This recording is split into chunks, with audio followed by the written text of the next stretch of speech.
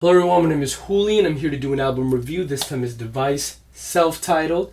This album came out Tuesday, April 9th of 2013. Comes with 10 tracks, unless you bought the deluxe, but my review is going to be based on the 10 songs. This is David's side project. He's a frontman of Disturbed, but now he's, Device's lead singer. One thing I want to say before we get started is that I look up to David for doing this, just because trying to gamble with your sounds under the name Disturbed might ruin the whole streak of good albums that they have. And so I'm glad that he decided to play around with Device and do new things under that name. Just because Disturbed is a band that sounds like no other. They've coined so many intros. Like when the song starts, you know it's Disturbed, and that's sort of hard to do these days because the music industry is so saturated with certain kinds of music. And so when you're able to do that and you're able to bring in like a signature vocal, like bands like bands like Guns N' Roses have done, where it's like, hey, that's fucking Disturbed. I think that's something to definitely look up to, and so I'm glad Device is here. Anyway, moving on.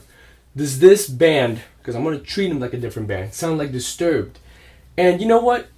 David is a singer, so to a certain extent, yeah, it does, but you got to take into account the rest.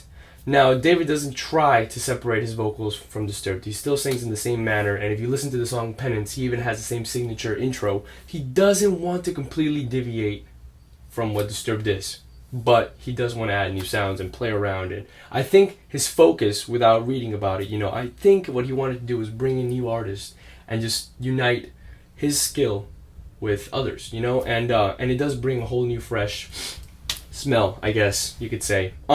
Now this album could have been a billion times better in my opinion, just because there's just some things that they fall into that a lot of bands fall into, the repetitive chorus at the end is just, it's been done millions of times, and I know it's a strategic way of getting audience to like you and to sing along, but not in every song. You gotta pick those mainstream songs and then the rest really be yourself, or try to separate the tracks, but not put the same thing over and over. And you can hear that in the first track and a couple of tracks in the middle.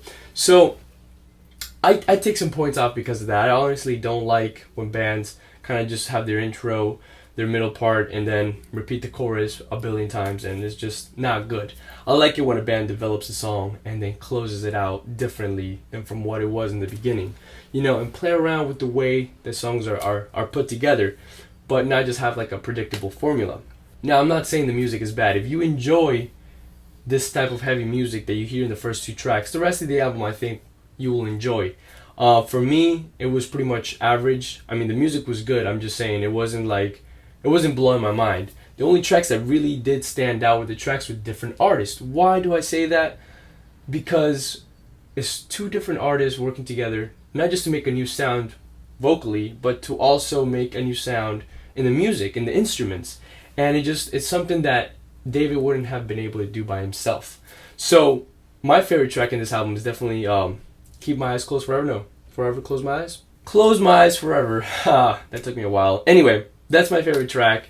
The fact that this song is so drastically different from the rest of the songs in the album just makes me want to like it more. The fact that they did heavy / soft / female singer combined with David, it was just something I don't think I've ever heard before, and it was a good combination. They do fall into the whole repetitiveness, but it was so different. The sound was so different that it was okay with me.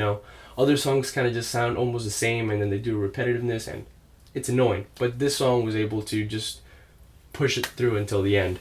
The second track, I guess, would be the one with Serj Tankian, or Tankian, I don't know how you want to pronounce that. And that's because I'm biased and I love System of a Down, so that's why. But I mean, just the two vocals again working together, two male vocals, is really fucking cool, and I really enjoyed that track a lot. Device is just original music without any artist. I think Haunted was fucking incredible.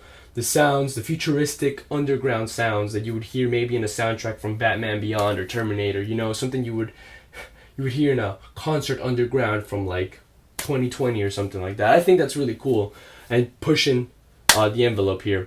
But the rest of the tracks, they're not bad. They just don't feel, worthy of being mentioned or being very, very good. Standouts are definitely the featuring artist, bringing something new to the table. And then Haunted, the track Haunted. The rest of the tracks, again, just they were good, but nothing really big. Anyway, thanks for watching, guys. I give this album a 7.5 out of 10. I want more from Device, and I want him to bring more artists, and I want him to continue what he's doing, but to keep in mind not to repeat that chorus at the end, because it got to the point where I had to mention it, you know? So yeah, guys, thanks for watching, and stay tuned.